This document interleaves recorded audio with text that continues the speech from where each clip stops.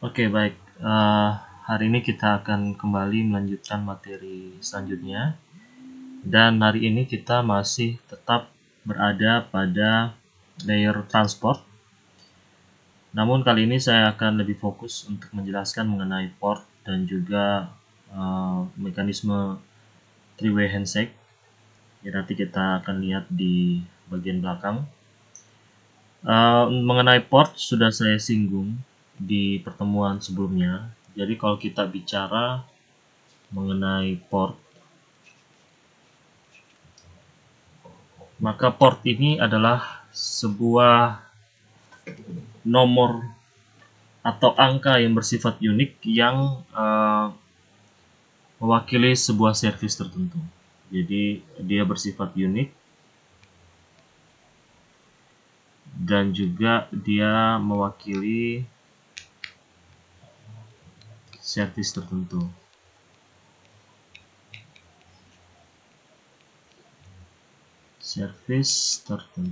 Oke. Nah, dalam proses pengiriman data melalui jaringan komunikasi,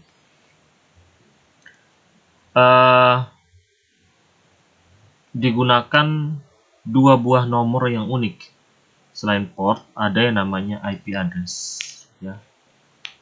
Ada yang disebut dengan IP address. Jadi kedua nomor atau angka yang unik ini yang digunakan untuk menandakan lokasi atau alamat pengirim maupun penerima. Jadi kalau kita analogikan dalam kehidupan kita sehari-hari, kalau kita ingin mengirimkan barang di kantor pos, maka kita harus menuliskan alamat pengirim, yaitu alamat kita dan alamat penerima. Nah, begitupun dalam proses komunikasi data. Perlu dicantumkan nomor port dan juga alamat IP atau IP address. Nah, gabungan dari nomor port dan IP address ini disebut dengan istilah soket. Ya, jadi kalau mendengar istilah soket itu berarti satu paket. Di dalamnya sudah ada nomor port dan juga alamat IP. Nah, ini nanti akan saya jelaskan di belakang. Nah, yang lalu saya sudah menganalogikan port dan IP address itu seperti apa. Jadi contoh misalnya ada seseorang yang ingin mengirimkan paket, ya. Jadi ada seseorang yang ingin mengirimkan paket. Dan ini saya berikan inisial TX sebagai pengirim, gitu ya. Nah, si pengirim ini punya alamat rumah tentunya. Dan di dalam rumah itu punya banyak kamar, gitu ya. Ada kamar tidur nomor 1, kamar tidur nomor 2, kamar tidur nomor 3, dan seterusnya. Nah, misalnya si pengirim ini mempunyai alamat misalnya di jalan misalnya Patimura misalnya. Di jalan Patimura. Ya. Nah, si pengirim ini tinggal di rumah yang berada di jalan Patimura dan di dalam rumahnya dia tinggal pada kamar nomor 2. Dia tinggal pada kamar nomor 2. Berarti di sini saya bisa tulis Jalan Patimura titik 2 angka 2. Ini menjelaskan bahwa si pengirim itu tinggal di Jalan Patimura dan di dalam rumah yang ada di dalam Jalan Patimura, ini lebih spesifik misalnya Jalan Patimura nomor 4 misalnya gitu ya, spesifik karena di Jalan Patimura ada banyak rumah gitu ya. Jadi kita spesifikkan si pengirim tinggal di Jalan Patimura nomor 4. Kemudian di dalam rumah yang ada di Jalan Patimura nomor 4 itu dia tidur di kamar nomor 2 atau kamar kerjanya adalah kamar nomor 2 gitu ya. Nah, kemudian dia ingin mengirimkan sebuah data ke Universitas Nusa Cendana misalnya gitu ya, di Universitas Nusa Cendana. Nah, kebetulan Universitas Nusa Cendana ini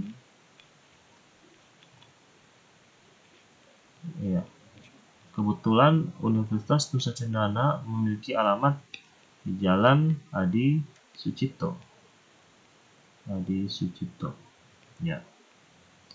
Nomor berapa? 121 131 kalau tidak salah ya. Nah, di dalam Undana itu ternyata ada banyak fakultas. Ya, berarti ada banyak lagi pengelompokan lagi. Ada FKIP, ada FST, ada kedokteran, dan seterusnya dan seterusnya. Nah, maka si pengirim ini dia harus mencantumkan alamat yang spesifik. Berarti dia harus menuliskan kalau dia ingin mengirim ke Universitas Nusa Cendana dan lebih spesifik ke FKIP, maka di sini dia harus mencantumkan alamat lengkapnya adalah ke Jalan Adi Sucipto _2 ke FKIP. Oke. Nah, ini adalah penggambaran atau analogi dari soket. Jadi seperti yang tadi sudah kita bahas bahwa soket itu terdiri dari dua hal, yaitu nomor port dan alamat IP. Nah, kalau kita misalkan atau analogikan dalam kehidupan sehari-hari, maka alamat IP-nya adalah nama jalan tadi. Misalnya di sini alamat IP pengirimnya adalah di Jalan Patimura. Ini adalah alamat IP-nya, dan alamat IP tujuannya adalah Jalan Adi Sucipto. Kemudian port pengirimnya adalah nomor 2, dan port penerimanya adalah FKIP. Ya, gitu ya. Nah, jadi port itu apa? Jadi dalam komunikasi data ada yang namanya klien. Jadi ada yang namanya klien dan ada yang namanya server. Nah, hubungan klien dan server ini seperti apa? Jadi klien dia akan meminta data atau merequest sesuatu dari server, dan server adalah tempat untuk memberikan data tersebut. Nah, di dalam server ada banyak layanan. Misalnya ada web server, berarti server yang menyediakan layanan website, maka protokol yang digunakan adalah HTTP misalnya. Atau server FTP, File Transfer Protocol. Ya, jadi protokol yang digunakan untuk melakukan proses transfer file misalnya. Atau SMTP misalnya, Simple Mail Transfer Protocol, untuk surat elektronik atau email. Nah, tergantung. Sekarang misalnya kalau klien dia ingin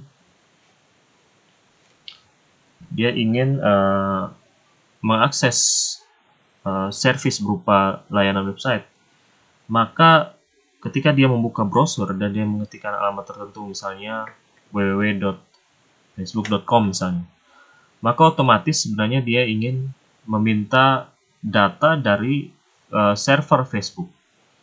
Nah, berarti dia harus mengirimkan request-nya ke facebook.com misalnya gitu ya, ke alamat facebook.com, dan dia harus spesifikkan portnya apa, karena dia meminta layanan web server, dan HTTP ini sudah pasti menggunakan port nomor 80. Nah, kenapa 80 nanti akan saya jelaskan di belakang. Intinya 80 ini sudah pakem, sudah tetap bahwa untuk port bernomor 80 itu digunakan hanya oleh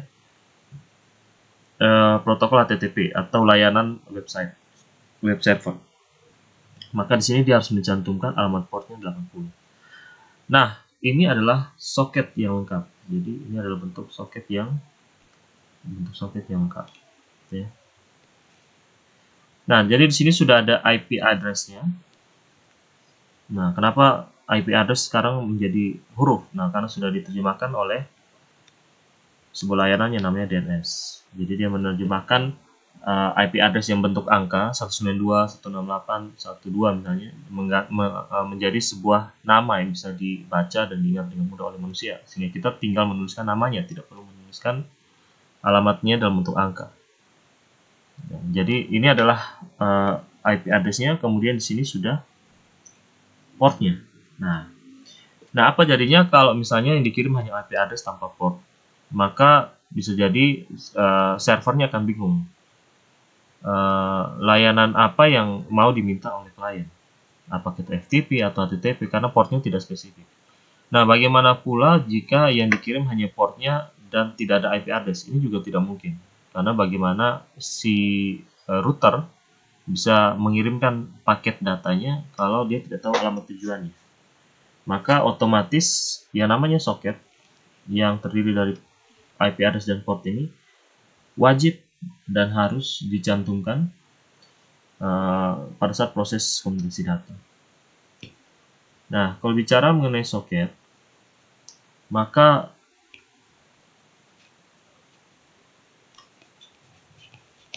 kita akan bicara mengenai soket dari pengirim dan juga soket dari penerima.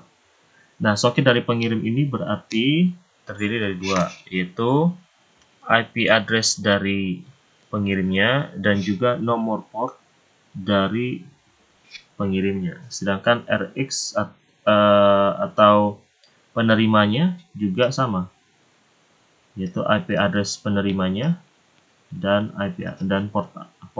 nomor port dari penerimanya. Ya. Jadi RX atau penerima ini biasa juga diistilahkan dengan destination atau tujuan, ya. Destination. Sehingga nanti ada istilah port destination dan IP address destination.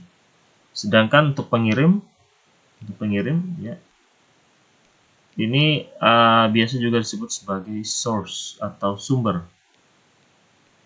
Nah, sehingga nanti IP address-nya disebut IP address source atau source IP, dan juga portnya adalah source port number. Ya, ya jadi ini secara gambaran besar dari soket.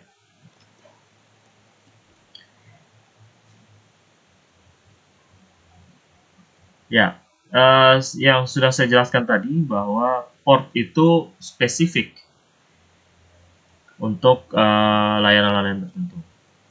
Jadi contoh di sini untuk destination port atau di sini disebut dengan des port, ini adalah destination port, adalah bernomor 21, gitu ya. Nah, untuk port yang bernomor 21 ini adalah port yang digunakan untuk layanan FTP.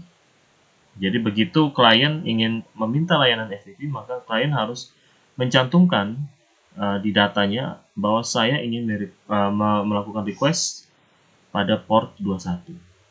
Nah, kemudian di sini ada namanya source port. Source port ini berarti port dari si pengirimnya. Nah, kenapa di sini angkanya besar? Ini nanti akan saya jelaskan di bagian belakang. Jadi ada klasifikasi dari penomoran port, gitu ya.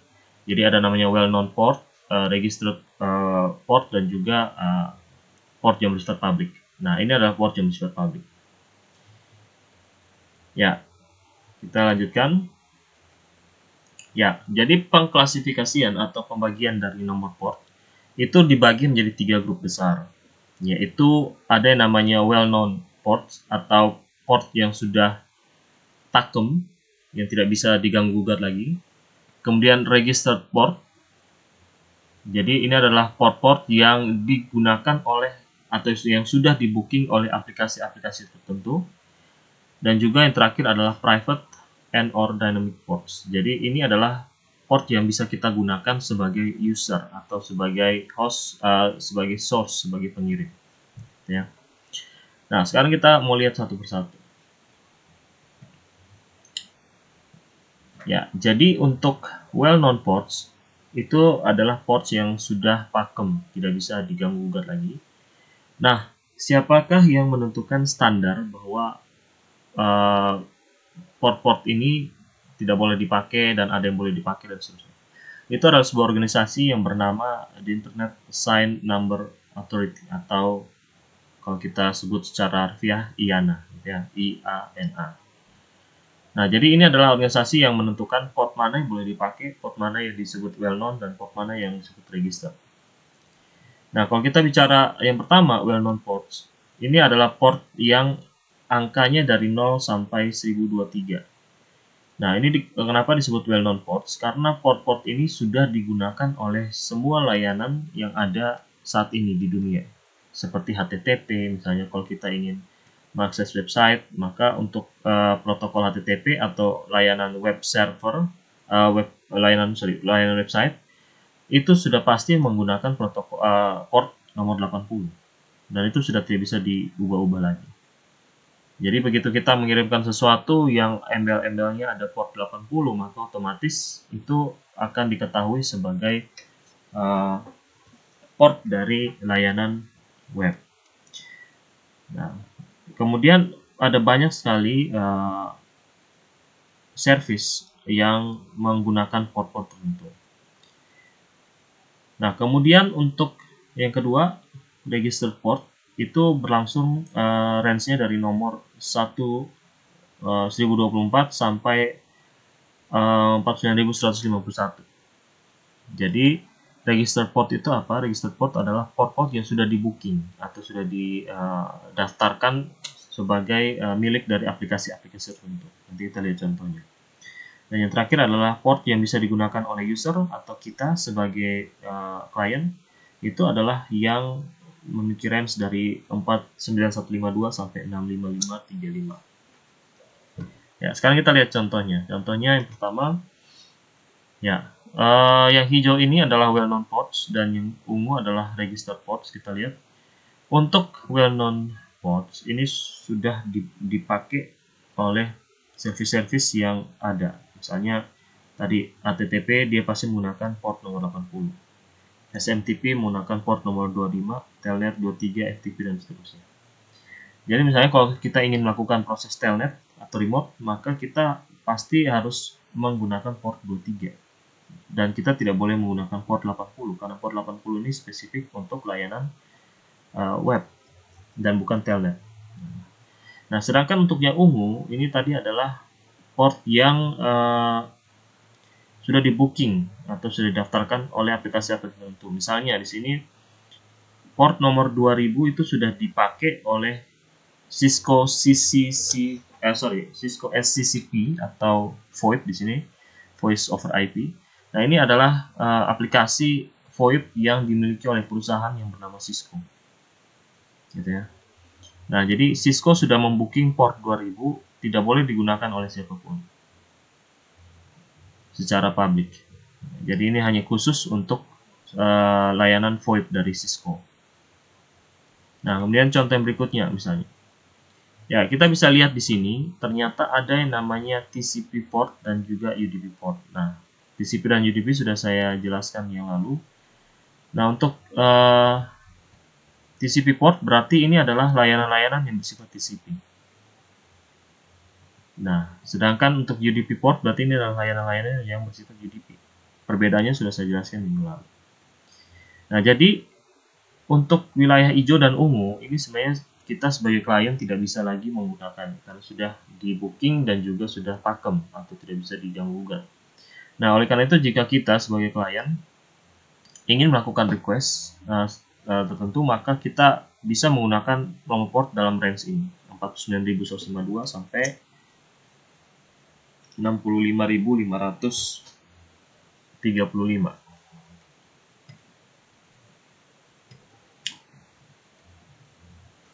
Ya, jadi dalam sebuah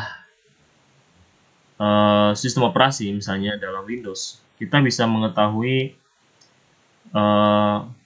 nomor soket dari pengirim dan juga penerima dengan cara kita mengetikkan perintah netstart di command prompt. Jadi kita buka command prompt, kemudian kita ketik netstart dan kita enter, maka akan keluar semua koneksi yang sedang komputer kita dan jaringan luar sedang bangun.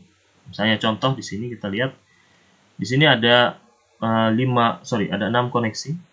Ya, kita lihat satu-satu. Nah, sebelah kiri ini ada proto. Proto ini berarti protokol yang digunakan. Jadi kita lihat di sini dari ke-6 koneksi ini, ke-6-nya menggunakan protokol TCP. Ya. Nah, kemudian yang berikutnya kita lihat di sini ada angka 3166. 3166 ini adalah source port. Tadi saya sudah jelaskan bahwa port itu ada port pengirim atau source port dan juga port penerima atau destination port. Nah, ini adalah source port. Nah, source port itu adalah nomor portnya kita. Jadi kalau saya menggunakan laptop dan saya ingin akses Facebook, maka saya punya nomor port sendiri. Nah, nomor port inilah yang bisa didapatkan oleh kita secara random atau secara acak. Jadi bukan kita yang menentukannya.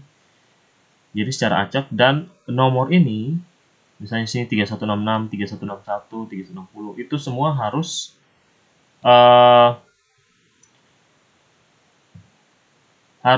minimal terdapat, entah itu di dalam register port atau maupun private port, gitu ya. Nah, jadi ini misalnya dia menggunakan 3166. Nah, intinya adalah bahwa port itu tidak boleh menggunakan 80, 23 dan seterusnya, karena itu sudah merupakan port layanan. Nah, contoh di sini misalnya kalau kita lanjut lagi, di sini ada, di atasnya ada local address dan sini foreign address. Ini foreign address adalah alamat yang kita mau tuju. Misalnya sekarang sini saya mau buka browser dan saya mengetikkan www.cisco.com, maka sebenarnya saya ingin membuka websitenya Cisco. Nah, oleh karena itu alamat yang dituju atau IP address-nya adalah www.cisco.com, gitu ya. Nah, sedangkan karena saya ingin mengakses website, maka otomatis protokol yang digunakan adalah HTTP dan itu merupakan port 80. Ya, jadi kenapa tidak ditulis di sini ditulis angka 80? Ya karena memang sama saja di sini HTTP juga sama artinya dengan 80. Dalam artian bahwa 80 itu mewakili layanan web yang protokolnya adalah HTTP, ya. Ya, jadi ini adalah destination portnya. Begitu ada HTTP, kita langsung tahu bahwa ini pasti destination portnya 80. Nah, kemudian yang terakhir adalah statusnya, connection statusnya. Jadi di sini establish berarti antara kita, local address ini, dan juga foreign address itu sudah terjalin hubungan atau sudah bisa saling berkomunikasi. Jadi itu sepintas dari Netstat.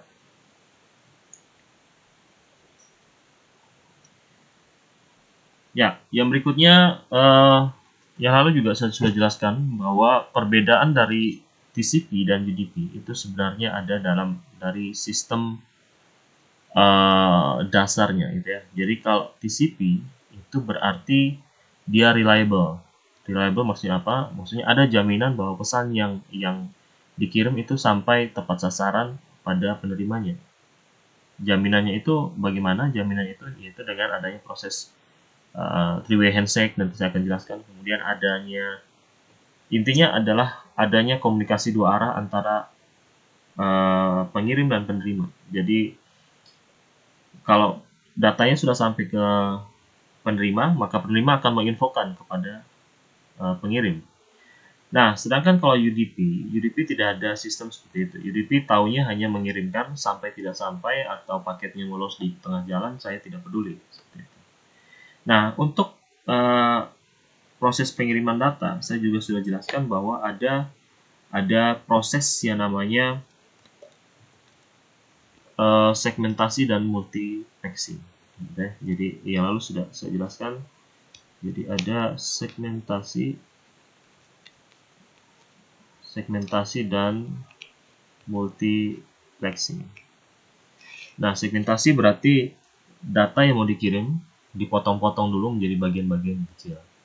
Nah, untuk potongan-potongan ini ternyata memiliki nama yang berbeda untuk protokol yang berbeda. Contoh, untuk protokol yang menggunakan TCP, potongan-potongannya disebut sebagai segmen. Sedangkan kalau kita menggunakan protokol UDP, maka potongan-potongannya itu disebut sebagai datagram atau UDP datagram. Nah, ini hanya nama untuk membedakan, oh ini kiriman yang bersifat TCP dan ini kiriman yang bersifat UDP. Nah, setiap potongan itu ya punya header. Jadi header itu apa? Header itu semacam kop surat, gitu ya, yang memuat informasi-informasi seperti misalnya alamat port tujuan, kemudian alamat IP, kemudian IP yang dituju, dan seterusnya. Nah, itu semua ditaruh dalam header. Sedangkan piece ini adalah potongan-potongan kecil dari data yang mau dikirim tadi.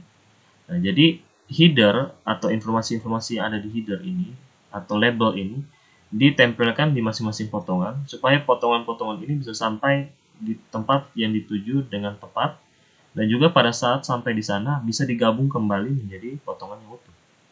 Gitu.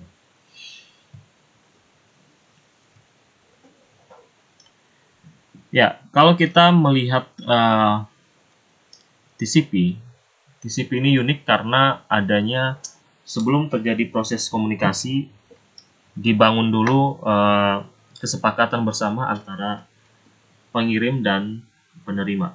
Jadi kalau penerimanya tidak mampu membuat koneksi, maka tidak ada koneksi atau koneksinya dibatalkan. Gitu ya. Nah, jadi di sini dia bilang perbedaan kunci atau the key distinctions antara TCP dan UDP adalah reliability atau tingkat kepercayaan atau jaminan, gitu ya. Ya, jadi kalau TCP itu ada jaminan paketnya sampai. Tapi UDP kita tidak tahu apakah paketnya sudah sampai atau belum, atau paketnya hilang di tengah jalan dan seterusnya. Jadi contoh misalnya di sini ada seseorang yang ingin mengakses website www.cisco.com. Maka dia mengetikkan di browsernya www.cisco.com. Ya. Kemudian sebelum terjadi proses komunikasi antara klien server, maka sisi klien ini akan meminta atau akan bertanya dulu kepada sisi server yang diwakili dengan anak panah ini. Jadi pertanyaan pertama adalah dia bertanya apakah server saat ini sedang ready atau bisa diajak ngobrol seperti itu. Nah, nanti si klien ini akan menunggu jawaban dari server. Nah, begitu server menerima pertanyaan itu, server kalau aktif, maka server akan membalas kembali, ya, saya sedang aktif saat ini, saya sedang ready. Nah, begitu klien kembali menerima pesan dari server bahwa server sudah ready, maka klien mengirimkan pesan lagi yang namanya, oke, sekarang kita dua sudah terhubung. Gitu ya. Jadi ada 3 cara. Yang pertama, si source atau klien menanyakan dulu kepada server. Nah, kemudian servernya membalas, ya saya ready. Dan setelah klien menerima balasan itu, kemudian klien mengirim lagi, oke, koneksinya sudah terhubung. Nah, setelah 3 langkah itu, barulah klien dan server terhubung. Nah, setelah terhubung, barulah mulai terjadi proses komunikasi data. Ya, jadi pada saat kita ingin mengirimkan atau misalnya tadi saya analogikan ketika kita ingin mengakses facebook.com, entah itu kita mengakses dari komputer atau handphone kita, ketika kita mengetikkan alamat www.facebook.com, ini sebenarnya kita sebagai klien,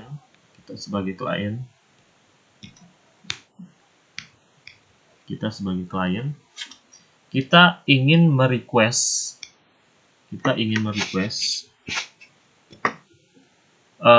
halaman profil kita.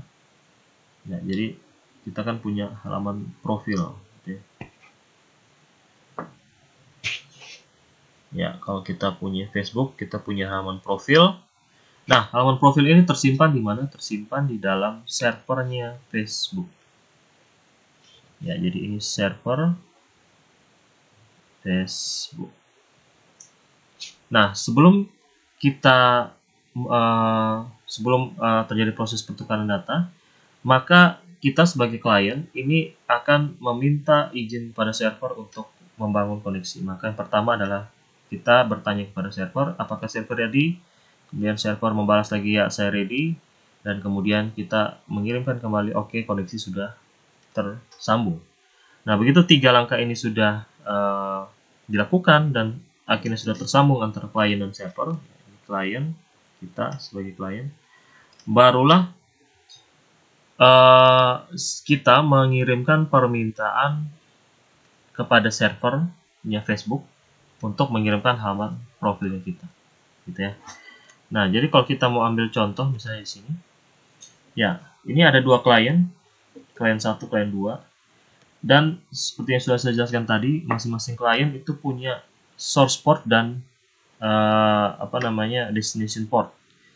Nah, source port ini adalah portnya si klien ini sendiri. Misalnya di sini dia menggunakan 49152 dan destination portnya adalah port 80. Nah, kenapa 80? Karena si klien 1 ingin mengakses facebook.com, dan facebook.com itu adalah layanan website yang menggunakan protokol HTTP, di mana HTTP itu pasti menggunakan port nomor 80. Nah, akhirnya dengan alamat IP yang ada dan dengan kejelasan port 80 ini, maka si klien 1 meminta request halaman profil Facebooknya kepada server dengan cara mengirimkan sebuah pesan yang tujuannya ke facebook.com port 80.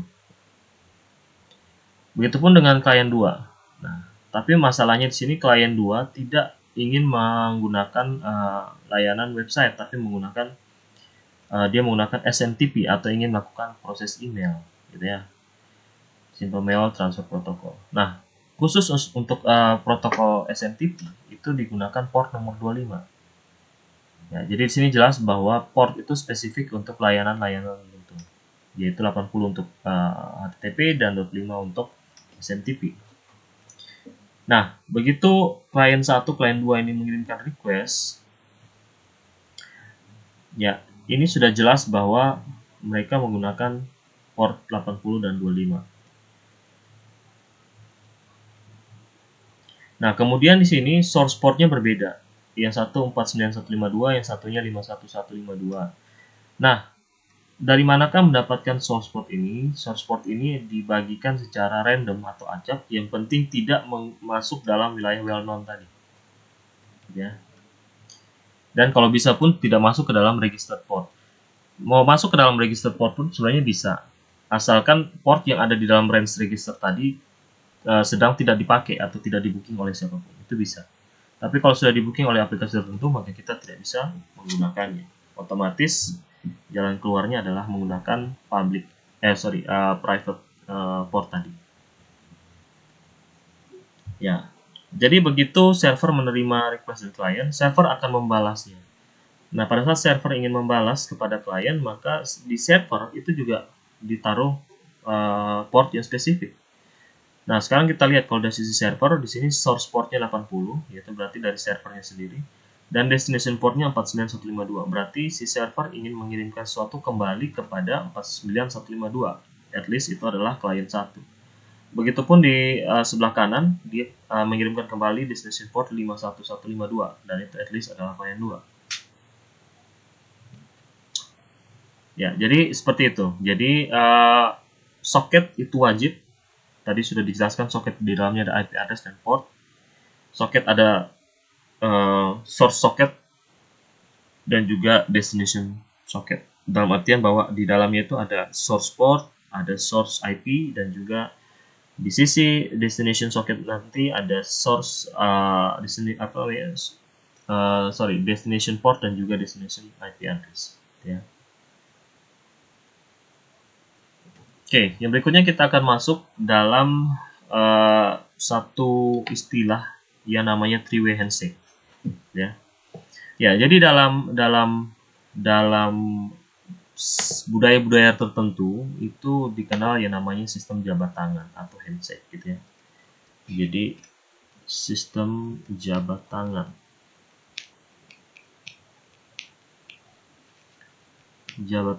atau handshake.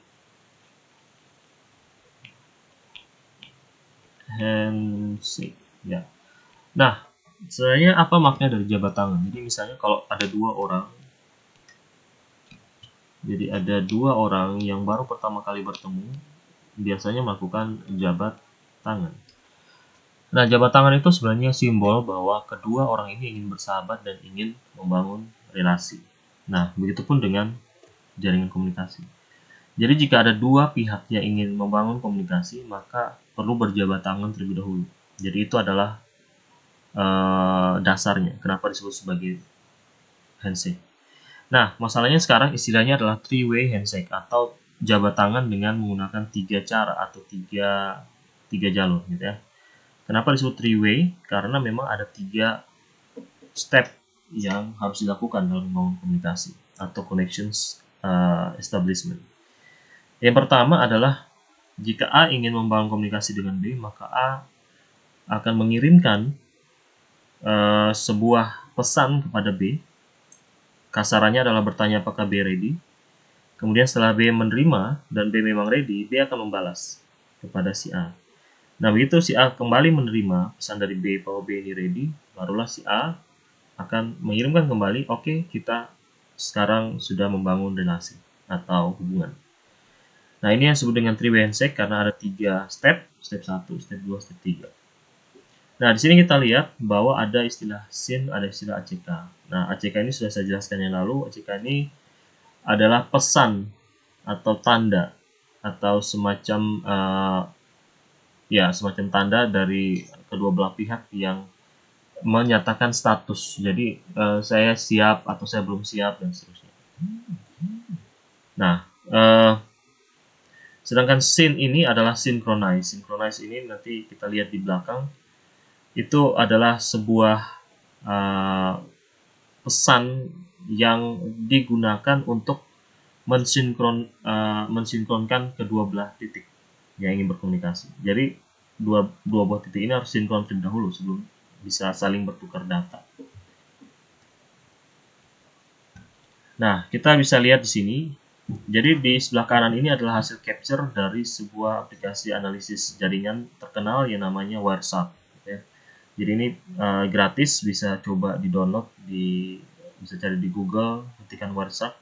Ini adalah aplikasi gratis dan aplikasi ini digunakan untuk menganalisa jaringan. Nah, aplikasi ini sangat powerful karena dia bisa menganalisa sampai sedetail mungkin, gitu ya. Dia bisa menganalisa sampai sedetail mungkin. Jadi kita lihat, ini adalah step-step three-way handshake, 3 step tadi yang dianalisis melalui aplikasi Wireshark. Jadi kita lihat langkah pertama di sini, source-nya, berarti kliennya itu memiliki alamat IP 10.1.1.1. Sedangkan destination-nya memiliki alamat 192.168.254.254. Jadi destination ini adalah alamat dari server atau tujuannya, gitu ya. Nah, kemudian di sini protokol yang digunakan adalah TCP. Nah, yang menarik di sini kita lihat di sini source portnya adalah 1061 dan destination portnya adalah 80. Nah, seperti yang sudah saya bilang tadi, source portnya itu bebas selama itu bukan merupakan source port yang sudah pakem atau yang sudah digunakan. Nah, kebetulan di sini dia mendapat source port atau port pengirimnya adalah 1061. Nah, kemudian destination port atau port yang 780. Berarti dari sini kita bisa menyimpulkan bahwa klien 10.111 ini ingin mengakses layanan website. Taunya dari mana? Taunya karena dia menggunakan port 80 atau HTTP. Ya. Nah, jadi ini sebenarnya sebuah pesan awal yang dikirimkan ke tujuannya untuk menanyakan apakah kamu ready. Nah, nanti pesan ini akan diterima oleh tujuannya dan kalau memang dia ready dan ingin membangun komunikasi, dia akan mengirimkan balasan kepada si penerima tadi. Ya. Nah, makanya di sini kita lihat di baris kedua, ini source-nya bukan lagi 10.1.1 tapi source-nya sudah terbalik. 192.168.254.254. Nah, ini berarti sekarang yang ingin mengirimkan kembali adalah 192.168 ini kepada 10.111. Ya. Jadi yang di atas si 10.111 ini mengirimkan atau bertanya kepada 192, apakah kamu sedang ready? Nah, kemudian 192 membalas kepada 10.111, ya, saya sedang ready. Nah, kita lihat di sini source portnya juga terbalik. Karena sekarang pesannya berasal dari 192, maka sekarang source portnya adalah 80. Dan destination portnya sekarang adalah 1061. Nah, setelah si klien menerima pesan kembali dari si destination ya, atau dari 192 tadi, maka si klien akan kembali mengirimkan pesan kepada destination, oke, saya sudah menerima pesan kamu dan sekarang kita bisa membangun komunikasi. Maka di sini dia akan kembali mengirimkan pesan 10111 mengirimkan ke 192 108 254 255. Jadi ini adalah proses three-way handshake dalam praktek nyatanya yang dianalisis dengan aplikasi WhatsApp. Nah, kalau tadi kita membahas tentang bagaimana komunikasi dibangun atau establish, sekarang bagaimana koneksi diputuskan atau mengalami termination, gitu ya. Prosesnya sama, ya, tapi bedanya adalah kalau tadi pada saat membangun itu ada scene. Nah, pada saat ingin mengakhiri maka digunakan sebuah data yang diberikan label fin atau finish, gitu ya. Jadi fin itu singkatan dari finish. Nah, begitu ada data yang berlogo atau berlabel fin ini, maka otomatis kedua belah pihak sudah tahu bahwa ini pasti akan mengakhiri komunikasi antara kedua titik tersebut. Sama, jadi si A dan si B akan berkomunikasi, si A akan bertanya kepada si B, bolehkah saya mengakhirinya? Kemudian si B membalas kembali, ya boleh. Dan si B juga mengirimkan kembali status fin, yang berarti si B juga setuju untuk fin atau finish. Dan setelah itu barulah si A mengabarkan kepada si B berupa ACK tadi, oke, saya sudah terima status fin tadi, maka sekarang kita bisa mengakhiri komunikasi kita atau di terminate, gitu ya. Ya, kalau kita lihat di WhatsApp, proses termination atau fin ini juga sama seperti proses establish tadi.